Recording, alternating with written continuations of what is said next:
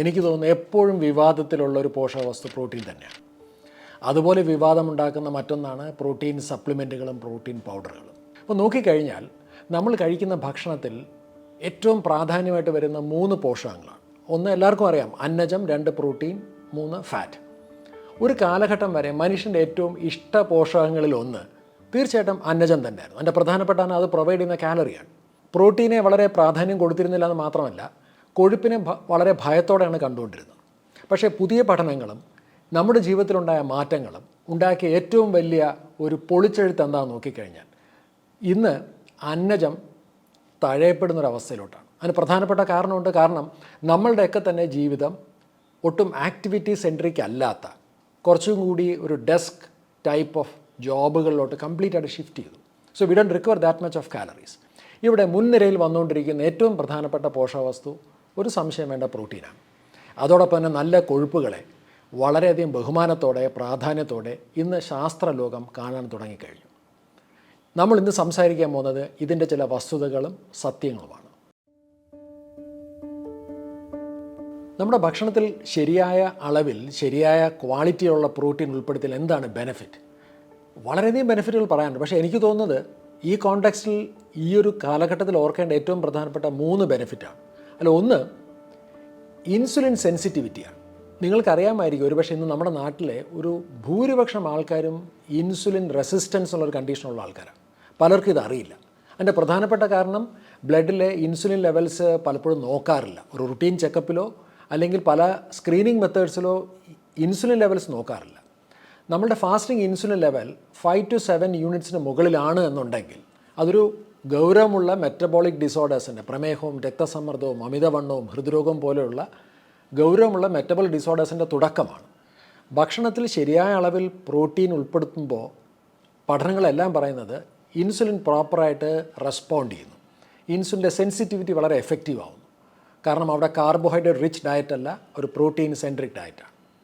ഭക്ഷണത്തിൽ ശരിയായ അളവിൽ പ്രോട്ടീൻ ഉൾപ്പെടുത്തിയാലുള്ള ഏറ്റവും പ്രധാനപ്പെട്ട രണ്ടാമത്തെ ഗുണം ഒരു സറ്റിയേഷനാണ്. അതായത് നമ്മൾ ആവശ്യത്തിന് ഭക്ഷണം കഴിച്ചു എന്നൊരു തോന്നൽ വേണം. നമ്മളെപ്പോഴും ഭക്ഷണം കഴിക്കുന്നത് പോഷകം കിട്ടാൻ മാത്രമല്ലല്ലോ, അതിനൊരു വലിയൊരു ഇമോഷണൽ റിക്വയർമെൻ്റ് ഉണ്ട്. ആ ഇമോഷണൽ റിക്വയർമെൻറ്റ് മീറ്റ് ചെയ്യുന്നതിനകത്ത് നമ്മൾ കഴിച്ച ഭക്ഷണത്തിനകത്ത് ആവശ്യമായ അളവിൽ പ്രോട്ടീൻ ഉണ്ടെങ്കിൽ ആ സെറ്റിയേഷൻ ലെവൽ വളരെ വളരെ വളരെ ഒപ്റ്റിമലായിരിക്കും. മൂന്നാമത്തെ, ഒരുപക്ഷെ എനിക്ക് തോന്നുന്ന ഏറ്റവും പ്രധാനപ്പെട്ട മറ്റൊന്ന് സഫീഷ്യൻ്റ് ആയിട്ടുള്ള ഒരു ഓർഗൻ ഡെവലപ്മെൻറ്റാണ്. നമ്മുടെ ശരീരത്തിലൊരു പ്രധാനപ്പെട്ട അവയവം സഫീഷ്യൻ്റ് അളവിൽ ഡെവലപ്പ് ചെയ്യണമെങ്കിൽ പ്രോട്ടീൻ ആവശ്യമാണ്. ഒരു സംശയം വേണ്ട, ഞാൻ സംസാരിക്കുന്നത് മസിൽസിനെ കുറിച്ചിട്ടാണ്. 50 വയസ്സ് കഴിഞ്ഞ ആൾക്കാരിൽ കാണുന്ന ഏറ്റവും വലിയ ഡെഫിഷ്യൻസി എന്താണെന്ന് അറിയാമോ? മസിൽ ഡെഫിഷ്യൻസിയാണ്. അതായത് they don't have enough muscles in their body. Muscle നേരത്തെ പറഞ്ഞ പോലെ, ഇൻസുലിനെ പറഞ്ഞ പോലെ ശരീരത്തിലെ ഏറ്റവും വലിയ മെറ്റബോളിക് ഓർഗനാണ്. And if you don't have enough muscles you have prone to metabolic disorders. ഈ മസിൽ ബിൽഡ് ചെയ്യാൻ ആവശ്യമായിട്ടുള്ള ഏറ്റവും പ്രധാനപ്പെട്ട പോഷകവസ്തു പ്രോട്ടീൻ തന്നെയാണ്. അതുപോലെ തന്നെ ബോണിൻ്റെ ഹെൽത്തിനകത്ത് ഈ പറഞ്ഞ 3 കാര്യങ്ങൾ നമ്മുടെ ആരോഗ്യത്തിൽ സുപ്രധാനമായതുകൊണ്ട് തന്നെ നമ്മൾ കഴിക്കുന്ന ഭക്ഷണത്തിനകത്ത് ശരിയായ ക്വാണ്ടിറ്റിയിലും ശരിയായ ക്വാളിറ്റിയിലും ശരിയായ ഇടവേളകളിലും പ്രോട്ടീൻ ഉണ്ടാകേണ്ടത് വളരെ ആവശ്യമാണ്.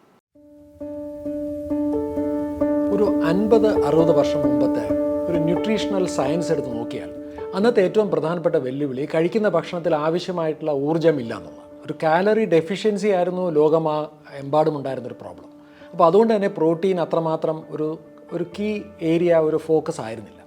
പക്ഷേ ഇന്ന് നോക്കിയാൽ കാണാവുന്ന ഏറ്റവും പ്രധാനപ്പെട്ട കാര്യം ഭൂരിഭാഗം ആൾക്കാരിലും ഒരു കാലറി എക്സസ് ഡയറ്റാണ്. ഇഷ്ടംപോലെ കാലറിയാണ് കഴിക്കുന്നത്. ആൻഡ് ഏറ്റവും വലിയ ഡെഫിഷ്യൻസി ഉണ്ടാകുന്നത് പ്രോട്ടീനാണ്. So right now we have a calorie excess protein deficient diet. എന്തുകൊണ്ടാണ് പ്രോട്ടീൻ ഡെഫിഷ്യൻ്റ് എന്ന് പറയാൻ കാരണം? തിരിച്ചു പോയാൽ ഒരു 50 വർഷം മുമ്പ് പ്രോട്ടീൻ ഏറ്റവും കൂടുതൽ പ്രാധാന്യമുള്ള ആൾക്കാർക്ക് ആരാന്ന് ചോദിച്ചാൽ മേ ബി ബോഡി ബിൽഡേഴ്സിനോ അല്ലെങ്കിൽ സെലിബ്രിറ്റീസിനോ സ്പോർട്സ് ആൾക്കാർക്കോ മാത്രമായിരുന്നു.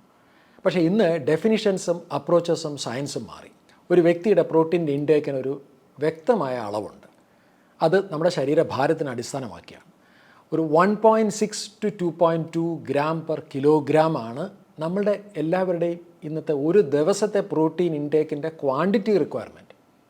നമ്മളാരും ഈ പ്രോട്ടീൻ തൂക്കി നോക്കിയല്ലല്ലോ കഴിക്കുന്നത്. ലളിതമായിട്ട് പറയുകയാണെങ്കിൽ ഒരു ദിവസം നമ്മളെപ്പോലത്തെ ഒരു ശരാശരി ശരീരഭാരമുള്ള ഒരാൾ, മേ ബി ഒരു 50 to 70, 80 kg ഉള്ള ഒരാൾ ഒരു ദിവസം 150 മുതൽ 180 ഗ്രാം എങ്കിലും പ്രോട്ടീൻ ഭക്ഷണത്തിൽ ഉണ്ടാകേണ്ടത് ആവശ്യമാണ്. കുറച്ചുകൂടി ലളിതമായിട്ട് പറഞ്ഞാൽ മേ ബി ഓരോ മീലിലും, നമ്മൾ 3 മീലാണ് കഴിക്കുന്നതെങ്കിൽ ഓരോ മീലിലും ഒരു 30 to 50 ഗ്രാം ഉണ്ടാകണം എന്നുള്ളതാണ് കണക്കുകൾ പറയുന്നത്. പക്ഷേ നമ്മൾ തൂക്കി നോക്കിയല്ല കഴിക്കുന്നത്. അപ്പോൾ അതുകൊണ്ട് നമുക്ക് വേണ്ട ഒരു പ്രധാനപ്പെട്ട കാര്യം എന്തൊക്കെയാണ് പ്രോട്ടീൻ അടങ്ങുന്ന ഭക്ഷണങ്ങളെന്നും അതിൽ ഏറെക്കുറെ എത്ര പ്രോട്ടീൻ ഉണ്ടെന്ന് നമുക്ക് അറിയാമെങ്കിൽ നമുക്കൊരു ഇൻറ്റ്യൂട്ടീവായിട്ട് ഈറ്റ് ചെയ്യാൻ സാധിക്കും. ഞാൻ ഇന്നേ വരെ ഭക്ഷണം തൂക്കി നോക്കിയോ പ്രോട്ടീൻ അളന്ന് നോക്കിയോ കഴിച്ചിട്ടില്ല. But I have that kind of intuitive kind of eating habits. ഞങ്ങളുടെ ക്ലിനിക്കിൽ വരുന്ന, ഞാൻ കൺസൾട്ട് ചെയ്യുന്ന, ഞാൻ സപ്പോർട്ട് ചെയ്യുന്ന നല്ലൊരു ശതമാനം ആൾക്കാർക്കും ഇത്തരമൊരു ഇൻഫർമേഷൻ പാസ് ചെയ്യുമ്പോൾ അവർക്ക് ചെയ്യാൻ സാധിക്കുന്നതായിട്ട് എനിക്ക് മനസ്സിലാക്കിയിട്ടുണ്ട്. So it is practical. Protein കഴിക്കുമ്പോൾ അളവ് പോലെ തന്നെ വളരെ പ്രാധാന്യമുള്ള മറ്റൊരു വിഷയം കഴിക്കുന്ന പ്രോട്ടീനിൽ ഗുണനിലവാരമുണ്ടോ എന്നുള്ളതാണ്. നിങ്ങൾ കേട്ടിട്ടുണ്ടാവും അമൈനോ ആസിഡ്സ്. ചില അമിനോ ആസിഡ്സ് വളരെ എസെൻഷ്യലാണ്. ശരീരത്തിൻ്റെ മർമ്മപ്രധാനമായിട്ടുള്ള നിർമ്മാണ പ്രവർത്തനങ്ങൾക്കും മറ്റ് പ്രവർത്തനങ്ങൾക്കും ഈ അമിനോ ആസിഡ്സ് കൂടിയേ കഴിയും. നിങ്ങൾ കേട്ടിട്ടുണ്ടാവും ലൈസീൻ, ലൂസീൻ, മെത്തിയോണിൻ തുടങ്ങിയിട്ടുള്ളത്. അപ്പോൾ ഇതുള്ള പ്രോട്ടീൻ കഴിച്ചതുകൊണ്ട് മാത്രമേ നമുക്ക് ഫുൾ ബെനിഫിറ്റ് കിട്ടാറുള്ളൂ. ഇത് കൂടുതലും അടങ്ങിയിട്ടുള്ളത് അനിമൽ ബേസ്ഡ് ആയിട്ടുള്ള പ്രോട്ടീനുകളിലാണ് കൂടുതലും ഈ പറഞ്ഞ എസെൻഷ്യൽ അമിനോ ആസിഡ്സ് കൂടുതൽ അടങ്ങിയിട്ടുള്ളത്. പലപ്പോഴും വിസ്മരിക്കപ്പെടുന്ന മറ്റൊരു പ്രധാനപ്പെട്ട വിഷയം ഒരു ദിവസം കഴിക്കുന്ന പ്രോട്ടീൻ്റെ അളവ്, അതിൻ്റെ ഗുണം, അതുപോലെ വളരെ പ്രാധാന്യമുള്ള ഒന്നാണ് പ്രോട്ടീൻ നിശ്ചിതമായ ഇടവേളകളിൽ കഴിക്കുക എന്നുള്ളതാണ്. ഡിസ്ട്രിബ്യൂഷൻ ഓഫ് പ്രോട്ടീൻ ഇൻടേക്കാണ്. അതായത് നമുക്ക് ഒരു ദിവസം ആവശ്യമായിട്ടുള്ള പ്രോട്ടീൻ എല്ലാം ഒരു നേരമോ 2 നേരമോ കഴിക്കുന്നതിനേക്കാൾ നല്ലത് പഠനങ്ങൾ പറയുന്നത് ഒരു 3-4 തവണയായിട്ട് ഡിസ്ട്രിബ്യൂട്ട് ചെയ്ത് കഴിക്കുന്നതാണ്. കാരണം പ്രോട്ടീൻ നമ്മുടെ ശരീരത്തിൽ അപ്പോൾ ഉപയോഗിക്കേണ്ട ഒരു പോഷക വസ്തുവാണ്. സോ 3 to 4 ടൈംസ് ഉപയോഗിക്കുന്നത് എന്തുകൊണ്ടും പ്രോട്ടീൻ കഴിക്കാൻ പറ്റുന്ന ഏറ്റവും നല്ല മാർഗ്ഗങ്ങളിലൊന്നാണ്.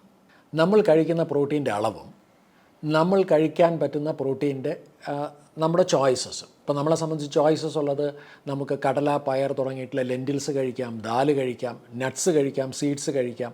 അതുപോലെ ചില വെജിറ്റബിൾസ്, ഇപ്പോൾ ബ്രൊക്കോളി, സ്പിനാഷ്, അതുപോലെ തന്നെ മുരിങ്ങയില, ചീരയില, ഇതിലൊക്കെ വളരെ നാമമാത്രമാണെങ്കിൽ കുറച്ച് പ്രോട്ടീനുണ്ട്. അല്ലെങ്കിൽ ടോഫു ഉണ്ട്, പനീറുണ്ട്, ഫിഷുണ്ട്, എഗ്ഗുണ്ട്, മീറ്റുണ്ട്. ഈ സോഴ്സസൊക്കെയാണ് നമ്മൾ സാധാരണ ഭക്ഷണത്തിൽ ഉൾപ്പെടുത്തുന്നത്. ഇത് നമ്മളുടെ അവൈലബിലിറ്റിയും നമ്മളുടെ ഫൈനാൻസസും നമ്മുടെ ഭക്ഷണ രീതികളും നോക്കി നമ്മളുടെ ഭക്ഷണത്തിൽ ഉണ്ടാകണം എന്ന് ഉറപ്പാക്കേണ്ടതുണ്ട്. ഞാൻ ആൾക്കാരോട് പറയുന്നൊരു സാങ്കല്പികമായ ഒരു അപ്രോച്ചുണ്ട്. You should have a protein scanner. അങ്ങനെ ഒരു ഉപകരണമില്ല. പക്ഷേ നമ്മൾ ഭക്ഷണം കഴിക്കാനിരിക്കുമ്പോൾ നമ്മുടെ മുമ്പിൽ ഭക്ഷണം വിളമ്പി വച്ചിരിക്കുന്ന പ്ലേറ്റിൽ നമുക്ക് ആവശ്യമായിട്ടുള്ള ഒരു 30 to 50 ഗ്രാം പ്രോട്ടീൻ ഉണ്ട് എന്ന് നമുക്ക് കണ്ടുപിടിക്കാനായിട്ടുള്ള ഒരു നോളജ്, ഒരു ഇൻഫർമേഷൻ, ഒരു സ്കില്ലുണ്ടെങ്കിൽ കാര്യങ്ങൾ വളരെ ലളിതമായി. ഇതുമായിട്ട് ബന്ധപ്പെട്ട് പ്രോട്ടീൻ്റെ സോഴ്സിനെ സംബന്ധിച്ച് നിരവധി വീഡിയോസ് ഞാൻ ചെയ്തിട്ടുണ്ട്. ഒരുപക്ഷെ അതൊന്ന് കാണാനോ അല്ലെങ്കിൽ ഇതുമായിട്ട് റിലേറ്റഡ് ആയിട്ട് കുറച്ച് കാര്യങ്ങൾ പഠിക്കാനും മനസ്സിലാക്കാനും സാധിച്ചാൽ നിങ്ങളുടെ ഓരോ മീലിലും ഒരു 30 മുതൽ 50 ഗ്രാം നല്ല ക്വാളിറ്റി പ്രോട്ടീൻ ഉണ്ടെന്ന് ഉറപ്പാക്കാനും അത് ഒരു ദിവസം ഡിസ്ട്രിബ്യൂട്ട് ചെയ്ത് കഴിക്കാനും സാധിച്ചാൽ ഐ തിങ്ക് ഇന്ന് പ്രോട്ടീൻ ഡെഫിഷ്യൻസി എന്നുള്ളൊരു വലിയൊരു പോഷക പ്രോബ്ലത്തിനെ നമുക്ക് വളരെ ലളിതമായിട്ട് മറികടക്കാൻ കഴിയും. എന്തുകൊണ്ടാണ് പ്രോട്ടീനെ സംബന്ധിച്ചും അതുപോലെ തന്നെ മറ്റ് പോഷകങ്ങളെ സംബന്ധിച്ച് ഇത്രമാത്രം വിവാദങ്ങൾ ഉണ്ടാകാൻ കാരണം? പ്രധാനപ്പെട്ട കാരണം പോഷക സംബന്ധമായിട്ടുള്ള പല കണക്കുകളും രൂപപ്പെടാനുള്ള പ്രധാനപ്പെട്ട കാരണം 2ാം ലോക മഹായുദ്ധത്തിന് ശേഷം ഉണ്ടായിട്ടുള്ള വളരെ രൂക്ഷമായിട്ടുള്ള പോഷകക്കുറവുകളും അനുബന്ധ രോഗങ്ങളുമാണ്. അന്ന് അതിനെയൊക്കെ മറികടക്കാൻ വേണ്ടി ഉണ്ടാക്കിയിട്ടുള്ള ചില മിനിമലിസ്റ്റിക് അപ്രോച്ചുകളിൽ ആണ് ഇന്ന് പലരും ഫോളോ ചെയ്യുന്നത്. പലപ്പോഴും ഈ ഒരു ഓൾഡ് സ്കൂൾ അപ്രോച്ചുകൾ ഒരുപാട് ആശയക്കുഴപ്പങ്ങൾ നമ്മുടെ ആരോഗ്യ മേഖലയിലും മെഡിക്കൽ മേഖലയിലും ഉണ്ടാകാറുണ്ട്. പക്ഷേ ഇന്ന് പോഷകശാസ്ത്രം വളരെയധികം മുന്നോട്ട് പോയി.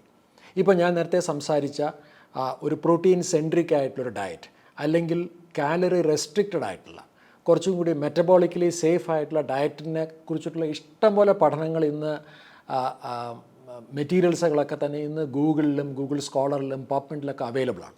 എൻ്റെ പേഴ്സണൽ എക്സ്പീരിയൻസ്, ഞാനൊരു 25 വർഷമായിട്ട് പോഷക മേഖലയിൽ വർക്ക് ചെയ്യുന്ന ഒരാളാണ്.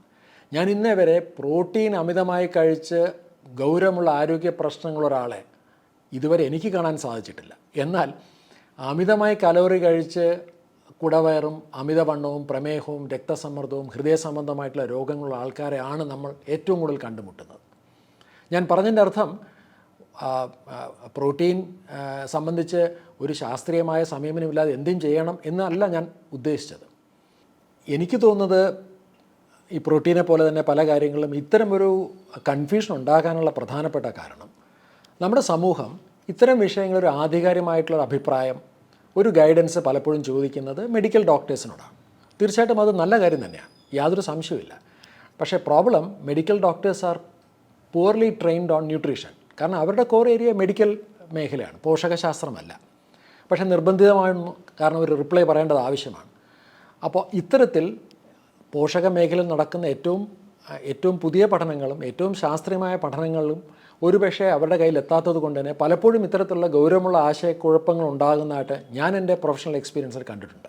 പക്ഷേ ശുഭകരമായ ഒരു കാര്യം, ഇന്ന് ഭക്ഷണത്തിൻ്റെയും പോഷകത്തിൻ്റെയും കാര്യത്തിൽ പ്രാധാന്യം വർദ്ധിച്ചു വരുന്നതുകൊണ്ട് തന്നെ മെഡിക്കൽ ഡോക്ടേഴ്സിൽ പല മുഖ്യധാരയിൽ വരുന്ന മിക്ക ആൾക്കാരും ഈ ഒരു വിഷയത്തിൽ ഏറ്റവും കൂടുതൽ കാര്യങ്ങൾ മനസ്സിലാക്കാനും പഠിക്കാനും വേണ്ട ഉപദേശങ്ങൾ നൽകുന്നതും വളരെയധികം പോസിറ്റീവായിട്ടുള്ള കാര്യമായിട്ട് എനിക്കും തോന്നാറുണ്ട്. മറ്റൊരു പ്രധാനപ്പെട്ട വിഷയം പോഷക സപ്ലിമെൻറ്റുകളെ കുറിച്ചിട്ടാണ്. ഈ പ്രോട്ടീൻ സപ്ലിമെൻറ്റുകൾ ഇത്രമാത്രം പ്രാധാന്യമുണ്ടോ, ആവശ്യമാണോ, അത് ആരോഗ്യ പ്രശ്നങ്ങൾ ഉണ്ടാക്കുന്നതാണോ? പ്രോട്ടീൻ്റെ ക്വാണ്ടിറ്റിയുടെ റിക്വയർമെൻറ്റിനെ കുറിച്ച് നമ്മൾ സംസാരിച്ചു. 150 to 180 ഗ്രാം പെർ ഡേ, അത് ഓരോ മീലിലും 30 to 50 ഗ്രാം ഉണ്ടാകണം. നല്ല ക്വാളിറ്റി അമിനോ ആസിഡ്സ് ഉണ്ടാകണം, അത് പ്രോട്ടീൻ ഡിസ്ട്രിബ്യൂട്ട് ചെയ്ത് കഴിക്കണം തുടങ്ങിയിട്ടുള്ള ശാസ്ത്രീയത മനസ്സിലാക്കിയിട്ട് ഒരാളെ സംബന്ധിച്ച് ഒരുപക്ഷെ നമ്മുടെ ഭക്ഷണത്തിൽ കൂടെ തന്നെ ആവശ്യമായിട്ടുള്ള എല്ലാ പ്രോട്ടീനും എല്ലാ ദിവസവും കിട്ടുക എന്നുള്ളതും അതും ഏറ്റവും മികച്ച ക്വാളിറ്റിയിൽ കിട്ടുക എന്നുള്ളത് പ്രായോഗികമായിട്ട് നടക്കാത്ത ഒരു കാര്യമായിട്ട് എനിക്ക് പലപ്പോഴും തോന്നിയിട്ടുണ്ട്. അതുകൊണ്ട് തന്നെ of course food is A first choice. ഭക്ഷണം തന്നെയാണ് മുഖ്യമായിട്ടുള്ള ഒരു സോഴ്സ്. ഓരോ മീലിലും ഏറ്റവും മികച്ച പ്രോട്ടീൻ സോഴ്സ് ഉൾപ്പെടുത്തുന്നതോടൊപ്പം തന്നെ ഒരു പ്രോട്ടീൻ സപ്ലിമെൻറ്റ് ഉൾപ്പെടുത്തുന്നത് അത് ചിലപ്പോൾ ഒരു പ്ലാൻ പ്രോട്ടീൻ സപ്ലിമെൻ്റ് ആയിരിക്കാം, അല്ലെങ്കിൽ ഏറ്റവും മികച്ച ഒരു സപ്ലിമെൻ്റായിട്ട് ഇന്ന് പോഷക ലോകം വിലയിരുത്തുന്നത് വേ പ്രോട്ടീനാണ്. കാരണം അത് ഏറ്റവും മികച്ച ക്വാളിറ്റി അമിനോ ആസിഡ്സിൻ്റെ ക്വാളിറ്റിയിലും ഡൈജസ്റ്റബിലിറ്റിയിലും ഒക്കെ വളരെ മികച്ചതാണ്. അപ്പോൾ ഒരു പ്ലാൻ പ്രോട്ടീനോ, അതായത് പലതരത്തിലുള്ള പ്ലാൻ പ്രോട്ടീൻ സോഴ്സ് ഉണ്ട്. സോയ് പ്രോട്ടീൻ ആയിരിക്കാം, അത് സീഡ്സിൽ നിന്ന് എടുക്കുന്ന പ്രോട്ടീൻ ആയിരിക്കാം. അപ്പോൾ അത്തരത്തിലുള്ളൊരു പ്രോട്ടീൻ സപ്ലിമെൻറ്റ് നമ്മുടെ ദൈനംദിന ജീവിതത്തിൻ്റെ ഭാഗമായിട്ട് ഉൾപ്പെടുത്തുന്നതിനകത്ത് ഏറ്റവും ഒരു പ്രായോഗിക സമീപനമായിട്ട് തന്നെയാണ് എനിക്കും തോന്നിയിട്ടുള്ളത്. പക്ഷേ ഒരു വേർഡ് ഓഫ് കോഷൻ, തീർച്ചയായിട്ടും ഇവിടെ ഒരു പോഷക വിദഗ്ധൻ്റെയോ അല്ലെങ്കിൽ പോഷകശാസ്ത്രത്തെക്കുറിച്ച് അപ്ഡേറ്റഡ് ആയിട്ട് നോളജ് ഉള്ള ഒരു മെഡിക്കൽ മേഖലയിൽ വർക്ക് ചെയ്യുന്ന ഒരാളുടെ സേവനം ഉപയോഗിക്കുന്നത് എന്തുകൊണ്ടും നല്ലത് തന്നെയാണ്. ചില സ്പെസിഫിക് ആയിട്ടുള്ള ഗട്ട് റിലേറ്റഡ് ഇഷ്യൂസ് ഉള്ള ഒരാൾക്കോ അല്ലെങ്കിൽ ഒരു ഇമ്മ്യൂൺ റിലേറ്റഡ് ഇഷ്യൂസ് ഉള്ള ഒരാൾക്കോ, say for example irritable bowel syndrome പോലുള്ള ആൾക്ക്, അല്ലെങ്കിൽ ക്രോൺസ് ഡിസീസ് ഉള്ള ആൾക്ക്, അല്ലെങ്കിൽ റിഫ്ലക്സ് ഡിസീസ് ഉള്ള ആൾക്ക്, അല്ലെങ്കിൽ അതുപോലത്തെ മറ്റ് ഓട്ടോ ഇമ്മ്യൂൺ കണ്ടീഷൻസ് ഉള്ള ഒരാളെ സംബന്ധിച്ചാണെങ്കിൽ ഡെഫിനറ്റ്ലി ഇത്തരം ഒരു എക്സ്പെർട്ട് അഡ്വൈസോടുകൂടി പ്രോട്ടീൻ സപ്ലിമെൻറ്റ് ഉൾപ്പെടുത്തുകയും അല്ലെങ്കിൽ പ്രോട്ടീൻ സപ്ലിമെൻറ്റുകൾ ഒഴിവാക്കുകയും ചെയ്യുന്നത് തന്നെയാണ് ഏറ്റവും നല്ല ഒരു കറക്റ്റായിട്ടൊരു അപ്രോച്ച്. പോഷക സപ്ലിമെൻറ്റുകളെ സംബന്ധിച്ച് നമ്മുടെ രാജ്യത്ത്, പ്രത്യേകിച്ചും നമ്മുടെ രാജ്യത്ത് ഉള്ള ഏറ്റവും പ്രധാനപ്പെട്ട വിഷയം ഇതിനൊരു സ്ട്രോങ് ആയിട്ടുള്ളൊരു റെഗുലേറ്ററി ഫ്രെയിം വർക്ക് ഇല്ല എന്നുള്ളതാണ്. ഇതിൻ്റെ ക്വാളിറ്റി അസസ്മെൻറ്റുകൾ, സേഫ്റ്റി സ്റ്റാൻഡേർഡ്സുകൾ, അതുപോലെ തന്നെ അപ്രൂവൽസ്, ഇതൊക്കെ തന്നെ നിയമങ്ങളായിക്കൊണ്ടിരിക്കുന്നേ ഉള്ളൂ. അതുകൊണ്ട് നിലവിൽ ഏതായിരിക്കാം ഏറ്റവും മികച്ചത്, ഏറ്റവും നല്ല ബ്രാൻഡ് ഏതാണ് ഏറ്റവും സെലക്ട് ചെയ്യുന്നത്, അതിനകത്ത് ഏറ്റവും നല്ല സോഴ്സ് എന്താണെന്നുള്ളത് തിരഞ്ഞെടുക്കുന്നത് തൽക്കാലം കസ്റ്റമറുടെ ഉത്തരവാദിത്വം തന്നെയാണ്. ഞാൻ ബോധപൂർവം ഏത് ബ്രാൻഡ് ഉപയോഗിക്കണം എന്ന് സ്പെസിഫിക്കായിട്ട് ഇവിടെ മെൻഷൻ ചെയ്യാത്തതിൻ്റെ പ്രധാനപ്പെട്ട കാരണം അതൊരു എത്തിക്കലി കറക്റ്റായിട്ടുള്ളൊരു കാര്യമല്ല. So it's up to you to select the right kind of brand that can really support you in your health journey. ഈ പ്രോട്ടീനും മസിൽസൊക്കെ തന്നെ എൻ്റെ ഫേവറേറ്റ് ആയിട്ടുള്ളൊരു മേഖലയാണ്. അതുകൊണ്ട് തന്നെ ഇപ്പോൾ നമ്മൾ സംസാരിച്ച വിഷയത്തെ സംബന്ധിച്ച് നിങ്ങൾക്ക് കൂടുതലായിട്ട് അറിയാൻ താല്പര്യമുള്ള മേഖലകളോ വിഷയങ്ങളോ ക്വസ്റ്റ്യൻസോ കമൻറ്റ് ബോക്സിൽ ഇടാണെന്നുണ്ടെങ്കിൽ തീർച്ചയായിട്ടും അതിനെ ബേസ് ചെയ്തിട്ട് നമുക്ക് വീണ്ടും സംസാരിക്കാം, വീണ്ടും നമുക്ക് ഇൻട്രാക്ട് ചെയ്യാൻ സാധിക്കും.